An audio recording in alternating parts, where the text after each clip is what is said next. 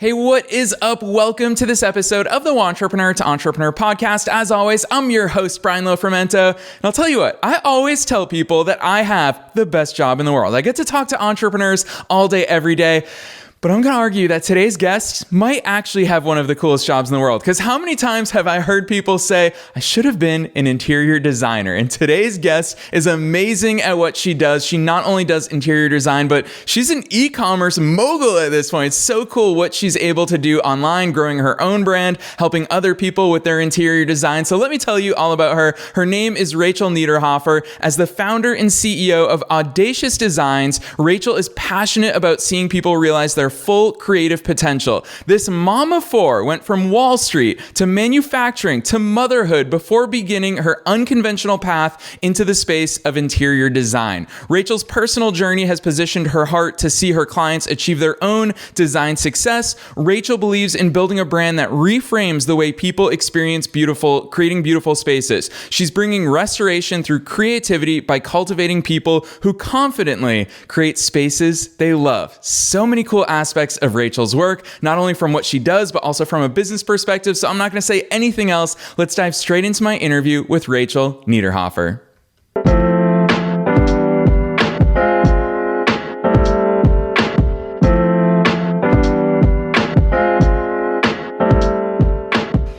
All right, Rachel, I'm so excited that you're here. Welcome to the Wantrepreneur to Entrepreneur podcast.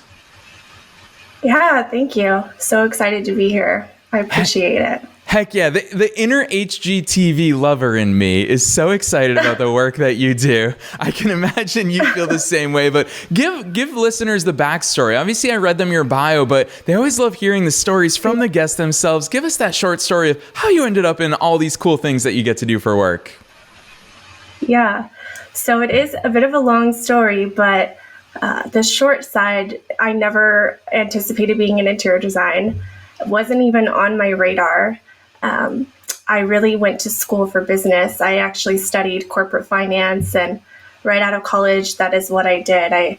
I worked, like you had mentioned, on Wall Street as an equity trader, found my way into actually missile manufacturing, doing financial analysis in the labor side of a manufacturing plant.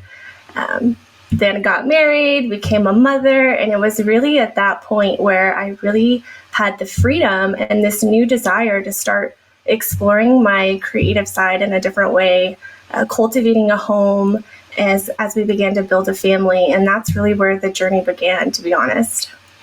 Yeah, I love that overview, especially because obviously in the moment, it probably felt like you were going from one thing to another, from business to Wall Street and now to interior design and e-commerce. There's so many sides of that journey that I'm excited to dive into here today. But I want to call it out for listeners who, a lot of people, Rachel, I'm sure you hear this from people as well, where everyone has always said, I should have been an interior designer. It's such creative work. It's such a good outlet. But you not only provide services, that's not the crux of your business. You also have entered the e-commerce space. Talk to us about when you entered the world of interior design, what the opportunities were that you saw, and how did you pick where you were going to operate within that world? Yeah, great question. So I actually started 7 years ago, the journey of interior design, and I started in new construction, connected with some builders in my area, to be honest, and really learned from a construction management standpoint. So I had the opportunity to build homes with builders and work with contractors and architects and learn just floor plans and space planning, of course, the aesthetics and the beauty. So really, I would say somewhat of an unconventional path than others might experience in their introduction to interior design. So I really had this desire early on, as I began that journey, to have a store, to have a brick and mortar store where more people could get access to what I was doing, because I frankly did not have the capacity to serve everyone, and still don't, right? So a few years into my journey as a designer, I actually made the leap to open up a brick and mortar store. And during that time, I always had a heart for the people, for the local people, to really bring them a taste of what I was doing and help inspire them to, actively get involved in creating spaces themselves. Well, little did I know, 9 months into that journey, the world would be shut down to a pandemic. So I found myself in retail, and I found myself really not online at all at that point. And it was a shaker for everyone, right? But it was that moment, that pinnacle, that really pushed me online, to be honest. I really didn't have a desire. I didn't have a lot of vision to go online at that point, but I had already made some steps on the back end of my system that really positioned me to shift quickly online. So that was a huge blessing. So for 3 years of navigating the pandemic and everything that came along with that, we started dabbling in the online space. However, our online platform was really built to support our brick and mortar. And if you've ever gotten into e-commerce, you know logistically that is completely different. An e-commerce store versus a brick and mortar store, it's like running two different businesses. So we had began to make some investments and some strategies. And when I say me, it's me and my husband. He's always my sounding board and the one that helps me make these big decisions. But we really tried to embrace e-commerce with more of a plan, if you will. So we were making some strategic moves and investments to be able to show up in that space, compete in that space, and really utilize all that it has to offer. For the last, 15 months, that's really been our focus. In the midst of that, we actually even decided to set aside the brick and mortar for a time, for a season, to allow us to really build out this e-commerce platform the way that we wanted. It's a much bigger vision than I had originally anticipated. Like I said, going online was never my intention, and it's been quite a journey of really trying to cultivate that rapport and relationship with your customers in a different way. But I'm really excited. We're able to reach more people, and it's an exciting journey that we're still very much actively walking out and unfolding. So, yeah, I love that overview, Rachel, especially because it shows so much of the entrepreneurial journey is those unexpected turns along the way. Some turns we get to choose, but some turns are chosen for us. And the fact that you and obviously having the support of your husband is huge with regards to all the mental stuff that comes along the entrepreneurial journey. So I love to hear that you've got that sounding board. And from my perspective, I think it's fascinating because interior design, we always think about kind of the way that you painted the picture for us in your overview answer, which is walking into a house for the first time and saying, oh my gosh, here's the vision that I have. Whereas one word that you use in so much of the way you talk about your work is cultivating. And your online store, which is beautiful, by the way, listeners, we're totally going to point you in the direction of Rachel's e-commerce store and her website. It's awesome to check out. But so much of that is you cultivating things that will inspire and create incredible spaces for others. Talk to us about those differences, because having a service-based business radically different from having an e-commerce business. What are some of those revelations that the more you get into the e-commerce world, you're just like, holy cow, this is not something that I knew, but also still while retaining that creativity that makes you so good at what you do? Yes, great question. So it really is quite the combo or duo, if you will, of having that service meeting or joining with this e-commerce, which can be very product heavy, right? And I really desire to cultivate what's within people, whether I'm working with a client one-on-one or you're a frequent boutiquer. And my heart behind that is that, people have creativity, just a lot of them, it's dormant in them. And I just need to help them unlock it often. So even my one-on-one clients, I'm constantly challenging them to be engaged in the process of making decisions as we create this space. Because to me, it's not really about just making a beautiful room, although that's very valuable, making sure we're optimizing square footage, everything flows for your family and your lifestyle. Of course, we want it to be beautiful. We want it to be comfortable. But at the end, when I walk away, I want you to be happy there. I want you to not only be happy, but be confident in the space. It's like putting on a garment that you feel good in. To me, that's the way I see your home and your space. We've also done some corporate work, office. It's really fluid for me, because you spend so much time there. And in order for someone to really be the fullness of who they are, they've got to feel good where they are and what they do. And it's just a powerful process, to be honest with you, to walk alongside someone and watch them grow into what they didn't even know that they had. And then on the flip side, from a boutique standpoint or e-commerce side, we have a lot of clients who have a good idea of what they want. They really do have vision. They sometimes lack confidence in being able to pull it together, or they don't really know where to begin. The online space especially can just be saturated with so much product and a variety of quality, and sometimes they just need a little navigating. And so that's really the goal behind that, is equipping them in a multitude of ways to be able to really create the space that they want, that they can be inspired by other people, but ultimately it needs to be unique to you. It needs to make you smile. It needs to breathe life into your family, into your day. And so that's really the focus that we want people to have, and the perspective shift of, the heart behind what we really do. Yeah, Rachel, you know what? I feel like that's such a core part of your approach that makes you so unique in what you do. Is you've said it multiple times already that you love helping people unlock their creativity. And as someone who's not necessarily creative, or I always tell people I'm not creative. Obviously, we're all creative in different ways, but especially when it comes to visual stuff. Gosh, I love leaning on graphic designers because that is just not my forte. It's not the way that my brain works. So I'm super curious to hear your perspective on that, because you also mentioned one of my favorite words, which is process. And I know you are a very process-oriented person. I'm super curious to hear your process, your strategy, the questions you ask, what you do to start bringing out that creativity in your clients who are basically turning to you saying, Rachel, I have no idea what to do with my living room. Help. Where do I even start? I'd love to hear your perspective and process on that. Yeah.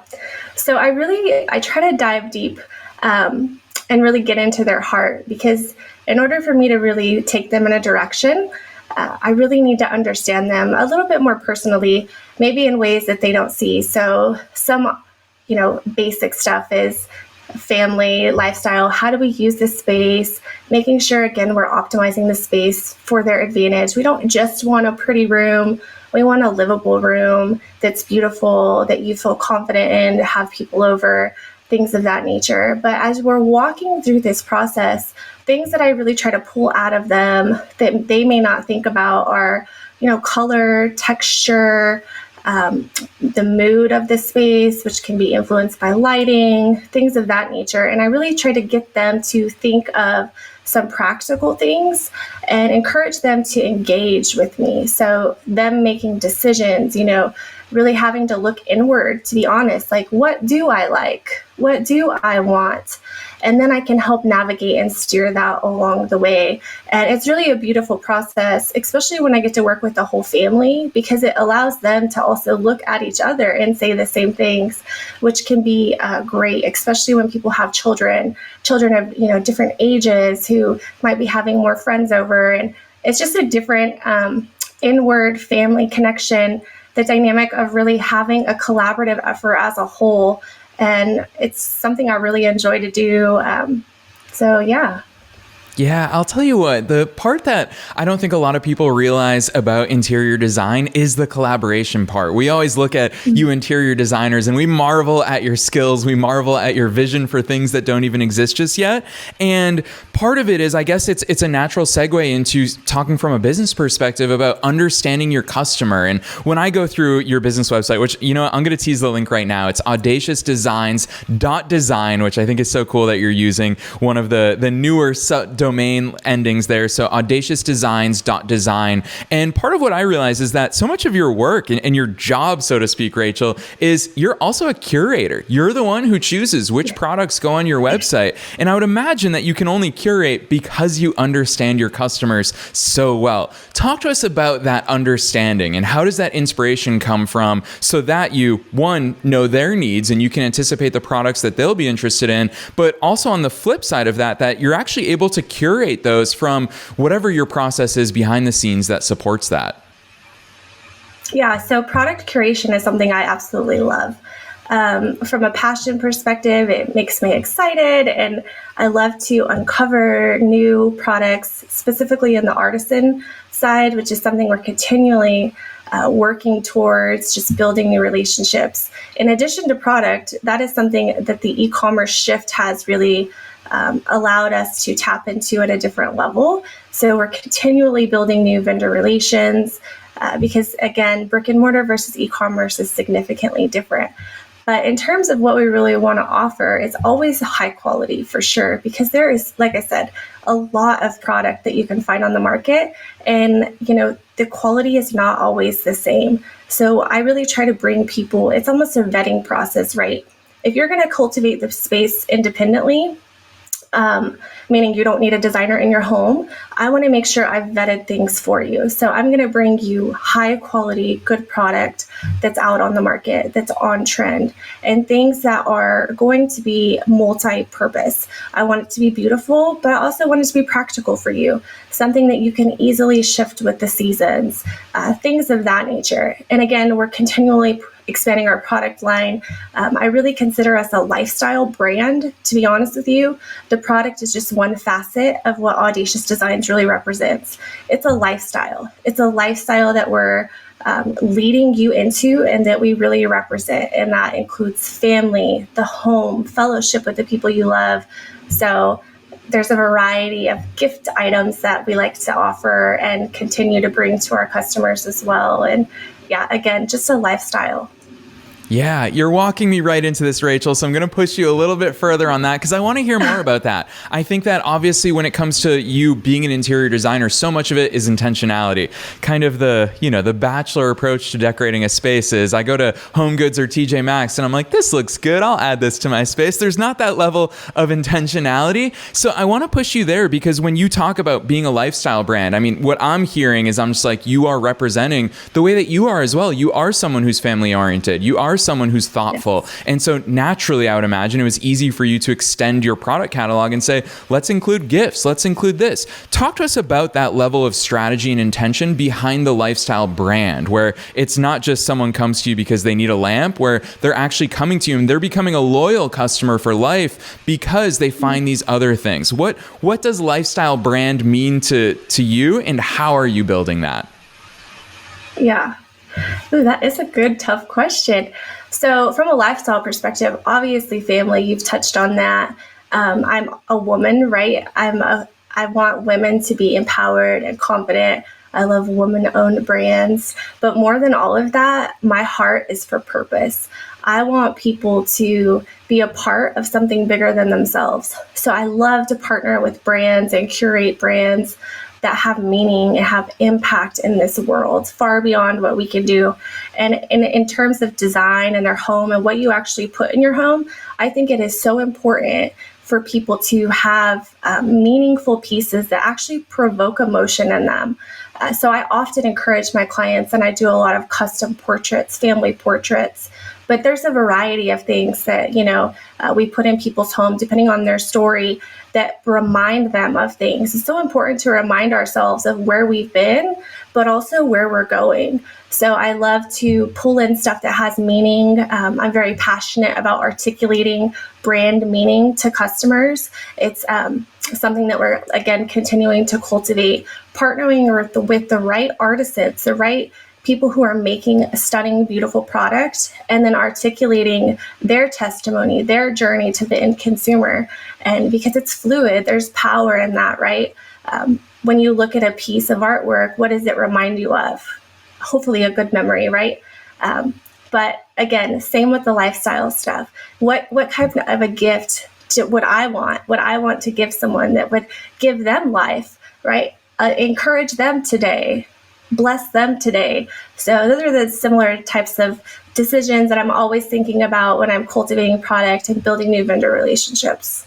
Yeah, and I'm sure that a lot of listeners are hearing you talk about all this and they're saying, wait, this is a job, Rachel? You get paid to do this? Like, this sounds like, and I said it in the intro, I always feel like I have the best job. Rachel, I'm sure you feel the exact same way about your work. I want to ask you about this because I'm sure a lot of listeners are saying, well, Rachel, what does that look like? Are you proactively reaching out to different artisan craft providers or different vendors, and you're building those relationships? Is there some sort of online catalog where you're just clicking, yeah, I'll take that one, I'll take that one? What does that curation actually look like behind the e-commerce engine that you've built? Yeah, great question. So we're still very much in the foundational architecture of the system, right, that we're really building.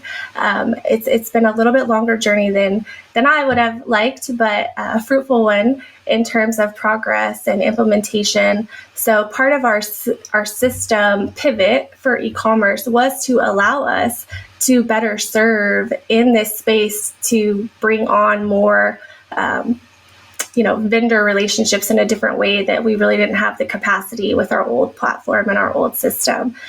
And how we meet vendors, there's a variety of things. So, there's obviously market events, industry events, where we kind of all come together, you network, you get to see product, things of that nature, where you can learn about the brand, learn about their founders, their products specifically, and begin to build relationships in that way.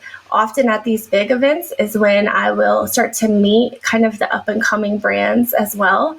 And, sometimes we just connect with our story or kind of the direction that we want to go as a brand in general. Very much about collaboration. And so, yeah, that's a great way to meet people. And then there's a variety of also online platforms that kind of have virtual communities that are similar, but it's really just industry networking, getting the word out of really the purpose of Audacious Designs and where we're going, and then allow those people to come into us too. We do periodically have people reach out to us because I am a designer. Oftentimes artists want to partner with designers because, it's very specific niche of customers often that designers serve. So artists know that. But to be able to put them on a larger platform, if you will, of e-commerce space, where even they can begin to tap into some different customer base that maybe they hadn't in the past. So sort of a direction that we're headed as we continue to fine tune our infrastructure to really allow those larger collaborations to occur. Listeners, did you hear what Rachel just shared with us? Partnerships and relationships. It's why we always say on this show that a rising tide lifts all boats, because these partnerships that you're hearing Rachel talk about, it's a win for the providers. It's a win for her business as they grow with these partnerships. And it's for sure a win for her clients and customers. So I love the fact that you're sharing that with us, Rachel. I also love the concept. I've always loved this. All of us entrepreneurs, we've learned this the hard way, which is we overestimate what we can do in a month and we underestimate what we can do in a year. And I love that you highlighted, yeah, this has been a long journey and it's longer than you expected, but that's the nature of the beast. I'd love to hear some of your perspectives and experiences for sure about the e-commerce journey, because it's a big pivot in the way that your business is going. What are some of those initial challenges, maybe logistical stuff, obstacles that you've run into that for people thinking, hey, e-commerce, I'm just going to get into that game because an Instagram ad told me it's easy. It's obviously not easy. Rachel, shed some light on that for us. Yeah, it is, I would say, a big learning curve, but it's doable. Like, not to be discouraged for sure, but I will reiterate, like, we were in the e-commerce space. I like to say we dabbled in it for 3 years during that COVID stint where we still had our brick and mortar and we were also venturing online. However, the pivot to full e-commerce, we have really beefed up, if you will, our software because it's a very competitive space and it's very fast moving, right? So being able to have software and the tools, really the foundation to be able to manage something that can scale very quickly is a big thing to consider. Like I said, my goals were probably a little ambitious, but being a visionary, I'm sure entrepreneurs can relate to that, right? Like, I have a direction I want to go and I'm very much a go-getter. So it's always good to kind of have that reality check for yourself, but not to be discouraged. I've been fortunate to have some really great brands and companies who specialize, in marketing and CRM and also the ERP side and the e-commerce side. that have had support teams that I've been able to kind of contract the work to help me with the technical stuff. Again, a very big learning curve. Being the founder and kind of visionary for the company, I also want to know enough to know what I'm doing and what other people will be doing for me. So that has also really pushed me to learn a tremendous amount of technology, really, in the last 12 months at a minimum, if not 15. And that is, just taking some perseverance and knowing when to take a break and kind of take a step back and allow yourself to breathe. It's a continual thing of wanting to push forward, but also knowing, one person is only capable of so much in a day. So. Yeah, Rachel, I love that you highlighted that, because something that you said in there, I'm like, gosh, that's such a hard lesson to learn as an entrepreneur, which is when to take a break. Because you listing all of these tech components of an e-commerce business, in my head, I'm just like, oh gosh, even when I work on my own businesses and I have to deal with DNS records and email propagation and all these other things, it's so easy to bang your head against the wall. And I think that you have some other interesting layers, because obviously you are a mom, you are a wife. There's so many different hats that you wear, not just in business, all the hats as an entrepreneur, but also in life. What are some of those lessons that you've picked up along that journey that you've gotten better at, that maybe you didn't realize when you were first starting out on your entrepreneurial journey? Talk to us about how you balance and manage all of that. Yeah, so I do have 4 children. My oldest is almost 10 and my youngest is 4. So they're pretty close in age. They've definitely been a huge part of my entrepreneurial journey, along with my husband, who's my number one supporter for sure. If it wasn't for the support he gives me, I really probably couldn't function, because he really, he's just so supportive in so many ways. He allows me to work extra when I need to. He reminds me that I'm human and I need to sleep. He helps me with practical things. He's very actively involved with our children's lives. But in terms of what I've really learned is just to give myself grace too. My children are so good at encouraging me as well. And, my husband often reminds me of what we're really teaching them, to go after your dreams and to pursue hard things and to keep pushing and not give up. And, they encourage me. They write me notes sometimes, which is really sweet. Just that they love me. Like when I would work long hours during COVID, trying to keep our store going, right? Because labor and all of the things that came along with the pandemic, they would still encourage me. And just not being too hard on yourself, especially as a mom. We want to do all things and we want to be omnipresent, right? But obviously we can't be all the time, but reminding ourselves too that we're really not sacrificing. It's sort of a perspective. We're actually investing in their future. We're investing in how they see what mommy can do, and also how they see what mommy and daddy can do together. And we're really teaching them things that they're not going to learn in school. And I'm really just grateful for the opportunity and the journey, and that they've been able to be so close to me during the process. I have them crawling on me or with me and in the background in a meeting. And so just to encourage other women, specifically entrepreneurs, you can have your kids with you and still get things done. Just like you can cook dinner and have someone on the floor, playing with a bowl and a spoon. I used to do that when my kids were really little. But you can also, send out an email or build out something specific for your business, and your children kind of be there just watching mommy and feeling like they're a part of what you're doing. That's been something that I've enjoyed, really. And I realize as my oldest has gotten a little older that it's actually impacted him even more than I ever realized when he was younger. So.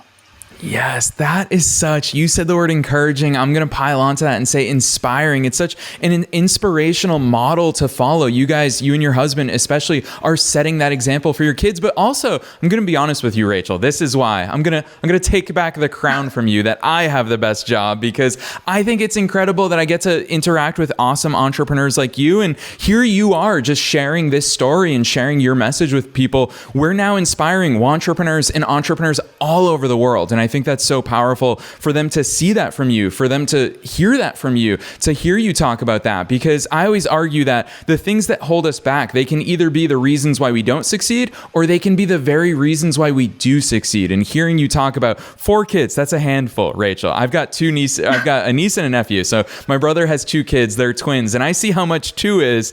Gosh, I can't imagine doubling that. So definitely a handful, and such an inspirational example to follow for you running something that has so many different pieces behind your business. So I want to extract this one more question before we start closing things out. Time has flown by here today, but I can imagine listeners are screaming, Brian, how are you not asking her about logistics? I want to talk about the logistics side of your business, because when you're building these relationships, I would imagine it's more of a drop shipping model in that you're not managing or warehousing products. You're building these relationships. When you get a sale, they're fulfilled by others. Talk to us about the logistical side of it. Yeah, great question. So that is one of the beauties of e-commerce, right? Is that you do have the capacity to drop ship. Logistically, it makes sense for most parties involved, depending on what you're drop shipping. So as we have continued to refine and build new vendor relations, because the e-commerce space is slightly different than a brick and mortar, we do primarily look for the drop ship capacity. Now, not everything we have is drop ship. We do have a small warehouse where we manage and ship orders ourselves as well, but it's more of small case goods stuff. So yeah, I mean, it's a beauty of e-commerce. Logistically, it makes sense for again, me and vendors in most cases. Furniture is where it can get a little bit more complex, just because freight is a whole nother beast of its own. But there's also great logistics platforms out there that are really starting to support freight logistics to residential or consumer end that are better than they have been. I think it's just the way the world is going, right? The people shop online. And I think that will continue to increase as we get further along in the history of the world as we know it. So all businesses are popping up, they're pivoting, they're beginning to support things logistically that maybe they didn't before. And again, COVID really pushed people into that space. It didn't matter, if you were B2B or B2C, everybody really had to start thinking about e-commerce in a way that they didn't have to before COVID. So. Yeah, Rachel, hearing the way that you answered that, I think it just exemplifies that you will always find a solution in any given setting. Because the reason why I had to ask that is because I would imagine there's so many listeners out there thinking about e-commerce, thinking about that transition that you made from service provider to online e-commerce seller. That's a big transition, and people will always think of the obstacles along the way. And I love that you just took it in stride and you said, well, yeah, sometimes we drop ship, some things we are able to manage and fulfill ourselves, but there's always that solution. So I love the fact that you showed that to us right here in real time without any preps from me as what I was going to ask you. But I always love hearing your rawest thoughts in that, which leads me to the hardest part of the episode, which is somehow summarizing something strategic, actionable, some sort of tip or insight that you think every wantrepreneur or entrepreneur would benefit from. Maybe it's something that you wish you knew sooner, or something that you really want to offer to people who are maybe 1 or 2 or 12 or 100 steps behind that will really set them up for success as they grow their businesses. Yeah. My primary suggestion would just be hold on to your why. Why do you do what you do? Oftentimes entrepreneurs can get very carried away in the vision. We tend to be the visionary, like we see something and we go for it. And it's important to not be married to that completely, right? But not to lose sight of your why. But you've got to be willing to pivot as the world changes, as factors affect you in the direction you're going that are beyond your ability to control, like the pandemic as an example. So being fluid enough to pivot, being focused enough on your why so that you can keep going when things are hard, keep going when you don't see the end of the road. And also just community. I can't emphasize enough on community and collaboration, that you've got to be able to have the right mentors, the right people that can speak into you and help guide you in the way that you should go. But yeah, just, going for it, not losing heart, not giving up, and just remembering why you do what you do. Yes, really good advice, Rachel, that I think from you is not just advice because it's something we've seen in action here today. How many times did you talk about your family, your husband, your kids, all those things that help drive you forward in what it is that you do? So I love that advice that you're leaving for listeners. Rachel, we've talked so much about your store. I'm sure that listeners are going to be keen to go find it. So drop those links on us. Where should listeners go from here to find out all the awesome work that you're up to, what Audacious Designs is putting out? Drop all those things on us. Yeah. Well, like you mentioned, our website, you can find us at audaciousdesigns.design. And actually, all of our social media handles are the same, just for simplicity. So audaciousdesigns.design. It's AUDACIOUS designs.design. And that's our primary platform, whether you're looking for interior design help or you just want to shop our vendor list, or if you're even a vendor that's interested in partnering with us, that's where you go to find us. There's a variety of ways, depending on what you're looking for, that you can fill out some contact forms and we'll be in touch with you.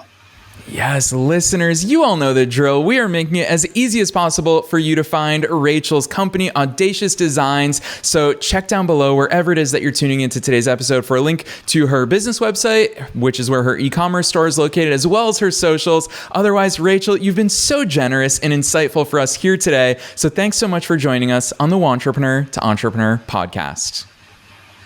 Thank you so much for having me. I really enjoyed it.